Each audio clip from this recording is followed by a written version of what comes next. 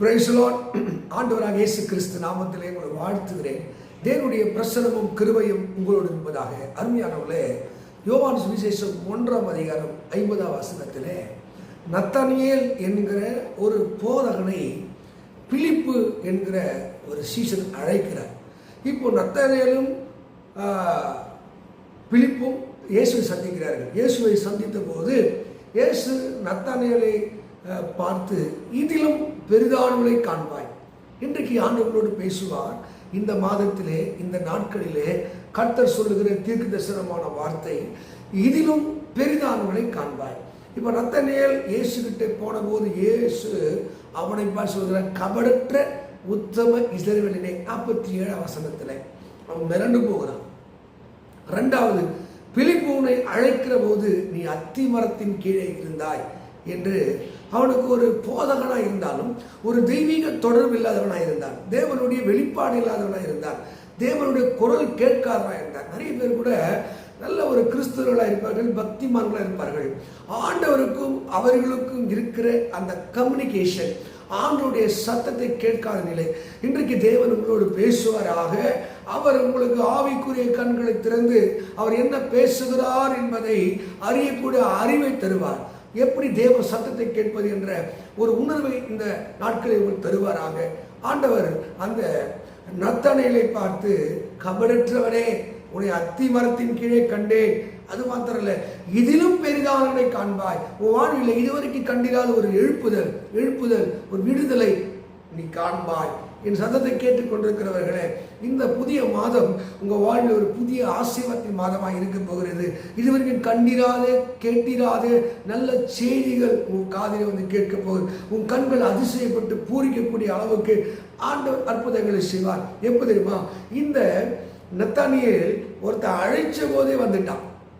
இரண்டாவது, சரியான தேவனை சந்திப்பதுக்கு வந்தார். நீங்கள் உங்களை யாராயிலும் ஜெபிக்க அழைத்தால், துதிக்க அழைத்தால், ஆராதிக்க அழைத்தால், தேவனிடத்திலே வாருங்கள் அழைத்தால், நீங்கள் அவரை சந்திப்பதற்கு எந்த இடர்பாடும் தடையிலால் சென்று பாருங்கள். அங்கே தேவன் உங்களுக்கு ஆயத்தம் பண்ணின ஆசீர்வாதம் விசேஷமாக இருக்கும். அந்த நத்தானியேல் தேவனை சந்திக்கிறான். சந்தித்த போது அவன் பிரமிப்பு அடையத்தக்கதாய் கர்த்தர் அற்புதம் செய். நீங்கள் தேவனை சந்தித்து அவர் சமூகத்தில் போய் உட்கார்ந்து பாருங்கள். நீங்கள் பிரமிக்கத்தக்க அற்புதங்களை செய்வார். கர்த்தர் தம்முடைய வல்லமை மேல் விளங்கச் செய்வார். பரிசுத்த வேதத்தில் ஆதியாகம புத்தகத்தில் 26ஆம் அதிகாரத்தில் ஆபிரகாம் காலத்தில் உண்டான பஞ்சமே அல்லாமல் வேறு ஒரு பஞ்சம் உண்டானது. அப்போ ஈசாக்கு நம்பியிருக்கிற மக்களுக்கு ஒரு பாதுகாப்பாக இருக்க வேண்டும், நல்வழி நடத்த வேண்டும் என்பதற்காக மூட்டை முடிச்சுலாம் எடுத்துக்கொண்டு அவன் எகிப்துக்கு போக புறப்படுகிற அன்று ராத்திரியிலே தேவன் பேசுகிறார். நான் இங்கே இரு, நான் உன்னை போஷிப்பேன், நான் உன்னை காப்பாற்றுவேன். ஈசாக்கு தேவ வார்த்தைக்கு கீழ்ப்படிந்தார். யாரெல்லாம் வர வர விருத்தி அடைகிறார்களோ, மேன்மை அடைகிறார்களோ, அவங்க வாழ்க்கையிலே மறைந்திருக்கிற ஒரு குணம் தேவனுடைய வார்த்தைக்கு கீழ்ப்படிவது. நத்தானியேல் பிலிப்புடைய வார்த்தைக்கு கீழ்ப்படிந்தார். தேவ சமூகத்தில் அங்கே போய் நின்றான். கர்த்தர் அவன் வாழ்க்கையில ஒரு அற்புதம் செய்து ஒரு தெய்வீக வெளிப்பாடை அவன் பெற்றவனாயிருந்தான். நீங்கள் கீழ்ப்படுதலை கற்றுக்கொள்ளும் போதுதான் உங்கள் வாழ்க்கையில் ஒரு மேன்மையான உயர்வு நீங்கள் போக முடியும். இப்போ ஆபிரகாம் உடைய மகனாக ஈசாக்கு அவன் மாம்சத்தோடு ரத்தத்தோடு யோசிக்கல.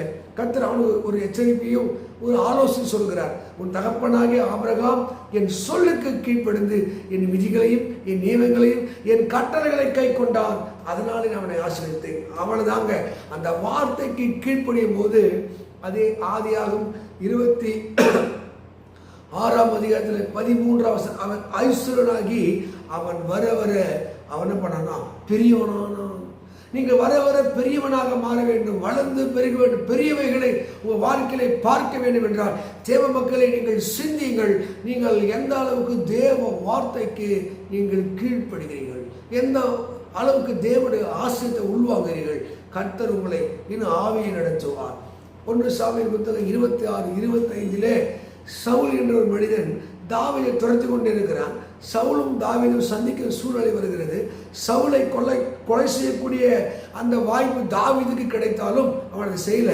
தூரந்து சொல்கிறான், ஐயா, உன் உயிர் என் கையில் இருந்து நான் கொண்டிருப்பேன், ஆனாலும் உங்கள் உயிர் எனக்கு ரொம்ப முக்கியம். அவன் சொல்கிற போது சவுல் வாயிலே உங்களை யாராவது திட்டுறானோ, உங்களை பகைக்கிறாங்களோ, அவங்க வாயிலிருந்து ஒரு ஆசீர்வாதம் வரும். கர்த்தர் இதிலும் பெரிதானவை காண்பாய். ஒருவேளை தாவீது எதிர்பார்த்திருக்க மாட்டான். சவுல் சொல்ல, என் மகனே, நீ ஆசீர்வதிக்கப்பட்டவன், நீ மேன்மேலும் பலப்படுவாய், பெரிய காரியங்களை கர்த்தர் செய்வார், பெரிய காரியங்களை செய்வார். ஆண்டவர் அவன் வாழ்வில் ஒரு பெரிய காரியங்களை செய்யக்கூடிய ஒரு தீர்க்க தரிசனத்தை சவுல் தாவீதுக்கு சொல்லுகிறார். எந்த மனிதர்கள் அற்பமாக எண்ணுகிறார்களோ, குறை பேசுகிறார்களோ, நீங்கள் தேவனுடைய வார்த்தைக்கு கீழ்ப்படியும் போது, தேவ சித்தத்துக்கு கீழ்ப்படியும் போது, விசுவாசத்திலே வருகிற போது, ஆவிக்குரியவர்களாய் மாறும்போது, தாவீது நினைச்ச சவுலை கொண்டு இருக்கலாம். அவங்கள அபிஷேகம் பண்ணப்பட்டவனை நான் தொடக்கூடாது என்பதிலே தெளிவாக இருந்தார். நீங்கள் அனைவரும் ஊழியக்காரரை திட்டுவதும், பக்தி உள்ளவர்களை திட்டுவதும், பரிசுத்தவர்களை குறை பேசுவதும், அதான் வாழ்க்கையில் ஆசத்துக்கு பதிலாய் சாபம், மேன்மைக்கு முதலாய் அங்கே இழிவு. வாழ்க்கையில் மேன்மையோடு நீங்கள் பலப்பட வேண்டும் என்றால், ஆண்டவருடைய பெரிய காரியம் அனுபவிக்க வேண்டும் என்றால், நீங்கள் ஆவிக்குரிய அனுபவத்துக்கு வர வேண்டும். இங்கே அற்புதத்தை அங்கே தாவீது கண்டான். எந்த மனுஷன் அவனை சபித்தானோ அவன் வாயிலே ஆசீர்வாதம் வந்தது. இன்றைக்கு பட்சிக்கிற இடத்திலே பட்சணமும் பலவானத்திலே பதில் வரும். அருமையானவர்களே, யோவான் 1:50 உங்கள் வாழ்க்கையை பழிக்கும். இதிலும் பெரிய காரியத்தை கர்த்தர் செய்வார். பெரிய காரியம் எதிர்பாருங்கள். இந்த புதிய மாதம் வெற்றி மாதமாக அமையும். இந்த வாக்கத்தை சொல்லி சொல்லி அறிக்கிடுங்கள்.